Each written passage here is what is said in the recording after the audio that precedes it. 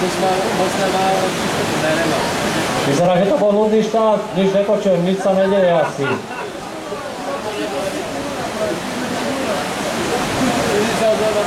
Áno, máme pravú posledku, troška skočilo, mali problematický vstup do kanála, tam ich stiahlo na tú pravú stranu a otočili sa proti prúdu v trate.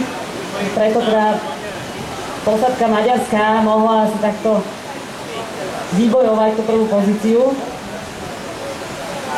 Takže the women team Hungary 1 is now taking a leading position, while Bosnia and Herzegovina is like 30 minutes behind them.